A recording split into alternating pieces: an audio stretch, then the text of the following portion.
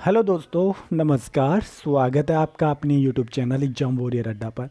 मैं भानु फिर हाजिर हूँ आज एक और नई अपडेट के साथ। दोस्तों आज मैं अपडेट लेके आया हूँ एसएससी एमटीएस 2020 डॉक्यूमेंट वेरिफिकेशन। आपको पता है कि एसएससी एमटीएस 2020 का अभी डॉक्यूमेंट वेरिफिकेशन होना है और उसको लेकर सभी बच्चे बहुत परेशान हैं। सभी दोस्त या भाई बंधु जो भी हैं काफ़ी परेशान है कि वो जानना चाहते हैं कि हमें क्या क्या डॉक्यूमेंट की आवश्यकता पड़ेगी और क्या क्या डॉक्यूमेंट की आवश्यकता पड़ेगी।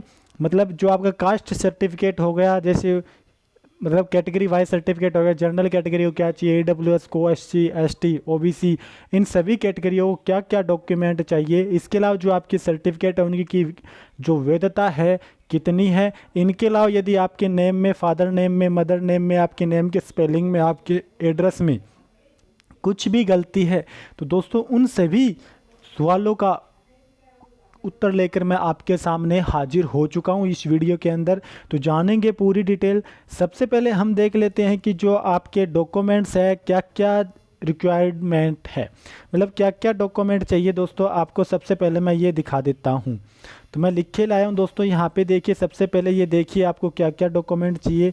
2 फोटो होनी चाहिए आपके पास की, ठीक है। आपके पास 2 फोटो होनी चाहिए जो आपने डॉक्यूमेंट जो फॉर्म अप्लाई किया था उस टाइम की, या फिर लेटेस्ट फ़ोटो हो। इसके अलावा आपके पास आईडी प्रूफ होना चाहिए, कोई भी आईडी प्रूफ हो, जैसे ड्राइविंग लाइसेंस हो, आधार कार्ड हो, वोटर आईडी हो, कुछ भी हो वो चलेगा।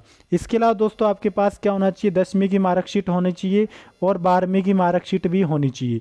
10वीं की मार्कशीट और 12वीं की मार्कशीट। आपको ग्रेजुएशन की मार्कशीट ले जाना कोई ज़रूरी नहीं है। आप बोलेंगे क्यों सर ऐसा, तो दोस्तों आप नोटिफिकेशन देखेंगे ना जाके, तो उसमें क्या मेंशन किया गया, 10th and 12th he mention किया गया, जबकि ग्रेजुएशन को मेंशन नहीं किया गया दोस्तों। इसके अलावा आपके पास क्या होना चाहिए, आपका एडमिट कार्ड होना चाहिए, ठीक है। क्या होना चाहिए आपके पास, आपका एडमिट कार्ड होना चाहिए। आपके जो कैटेगरी है, कैटेगरी का जो सर्टिफिकेट है दोस्तों वो आपके पास होना चाहिए। जैसे ईडब्ल्यूएस का है वो सर्टिफिकेट होना चाहिए, ओबीसी का हो गया, एससी का हो गया, एसटी का हो गया, सभी के आपके पास क्या होना चाहिए, सर्टिफिकेट होना चाहिए। अभी मेन बात आती है सर्टिफिकेट के ऊपर आती है कि कौन सी कास्ट का सर्टिफिकेट कब तक वैलिड होगा। तो सबसे पहले मैं आपको बता देता हूं, जो ओबीसी है दोस्तों, ओबीसी का सर्टिफिकेट क्या होना चाहिए, 3 साल तक का क्या हो, पुराना हो, यानी 3 साल तक का पुराना सर्टिफिकेट मान्य होगा। ओबीसी के जो कैंडिडेट है उनको बता देता हूं, दोबारा से सुन लीजिए। 3 साल तक पुराना जो आपका है सर्टिफिकेट वो चलेगा दोस्तों। यदि आपका लेटेस्ट सर्टिफिकेट है तो भी वो चल जाएगा। आपको जो डिपार्टमेंट है वो क्या देगा, प्रोविजनल देगा, और फिर क्या है कि आपका डिपार्टमेंट चेक करेगा कि आप जो अदर बैकवर्ड कास्ट के अंदर आते हैं या नहीं। बस इनका इतना ही मतलब देखना होता है। जो अब बात कर लेते हैं, जो एससी और एसटी कैटेगरी है उनका कितना भी पुराना हो चलेगा, कोई भी वो दिक्कत नहीं है। इनके कोई भी फाइनेंशियल ईयर नहीं है दोस्तों। ओबीसी का यदि सर्टिफिकेट लेटेस्ट है ना तो उसको क्या दिया जाएगा, प्रोविजनल दिया जाएगा। बाद में क्या है कि जैसे आप डिपार्टमेंट में जाओगे तो वहाँ पे क्या है कि डिपार्टमेंट चेक करेगा, ठीक है। अब बात कर लेते हैं जो ईडब्ल्यूएस है, ईडब्ल्यूएस का जो सर्टिफिकेट है वो फाइनेंशियल ईयर का है या नहीं, वो क्या है डिपार्टमेंट चेक करेगा। यदि आपके पास फाइनेंशियल ईयर का जो सर्टिफिकेट नहीं है तो आपको क्या है कि प्रोविजनल देगा। यदि प्रोविजनल नहीं देगा तो आप क्या होंगे, जनरल कैटेगरी के अंदर यानी यूआर कैटेगरी के अंदर काउंट होंगे, न कि ईडब्ल्यूएस कैटेगरी के। एक और बता देता हूँ, जितने भी सर्टिफिकेट है दोस्तों, जैसे ईडब्ल्यूएस का हो गया, एससी एसटी ओबीसी, सभी सेंट्रल लेवल के सर्टिफिकेट होनी चाहिए, न कि स्टेट लेवल के। ये बता देता हूं दोस्तों, सभी सेंट्रल लेवल के सर्टिफिकेट होने चाहिए, न कि स्टेट लेवल के। ये तो आ गई आपके सर्टिफिकेट की बात। अब बात कर लेते हैं पीएच सर्टिफिकेट। जो पीएच सर्टिफिकेट क्या होता है, जो फिजिकली हैंडीकैप होते हैं दोस्तों उनके लिए, जैसे कोई आँख से हो गया, कोई हाथ से, कोई पैर से, किसी ना किसी तरह से वो हैंडीकैप है दोस्तों, तो उनके पास भी उनका सर्टिफिकेट होना चाहिए।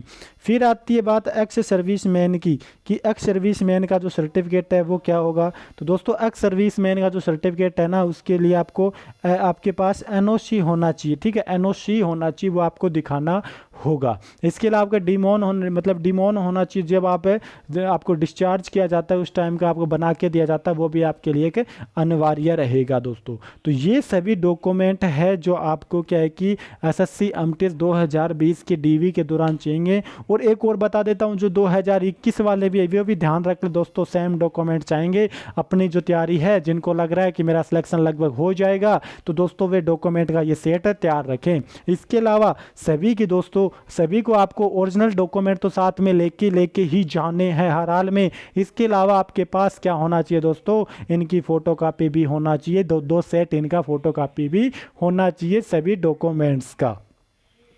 ये इतना तो हो गया दोस्तों। अब मैं आपको बता देता हूँ, अब आपके डाउट होगा कि सर यदि मेरे नाम में गलती है, मेरे फादर नेम में गलती हो गई, मेरे 10th की मार्कशीट में ये नाम है, उसके अंदर ये नाम है, और मेरे कुछ वगैरह वगैरह मदर नेम में सब में गलती है, तो दोस्तों आपको एक बता देता हूँ, यदि आपके नाम में समस्या है, मतलब कि स्पेलिंग में गलती है, या फिर आपके मदर नेम में, फादर नेम में कुछ भी गलती है दोस्तों, या आपके 10th की मार्कशीट के अंदर नाम अलग है, 12th की मार्कशीट के अंदर नाम अलग है, तो दोस्तों आपको क्या करना है कि एफिडेविट बना के जरूर लेके जाना है, जिससे आपका क्या है कि फ़ायदा होगा दोस्तों। आपको क्या है कि रिजेक्ट नहीं किया जाएगा, ये ध्यान रखिएगा।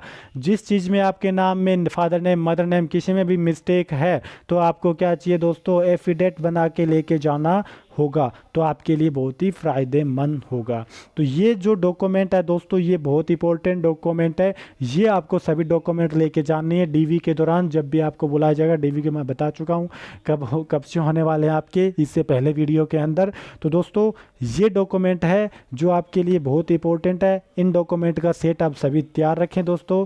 तो ये अपडेट थी, कैसी लगी अपडेट? यदि आपको कुछ और पूछना है तो दोस्तों कमेंट जरूर करें, जिससे मेरे को पता चले कि क्या है, और मैं आपको उसका जवाब जरूर दूंगा कि आपके लिए क्या क्या वैलिड है। तो आज के लिए बस इतना ही। कैसी लगी update? Please like, share and subscribe my YouTube channel, और वीडियो को ज़्यादा से ज़्यादा शेयर करें, और चैनल को भी सब्सक्राइब जरूर कर ले। Thank you.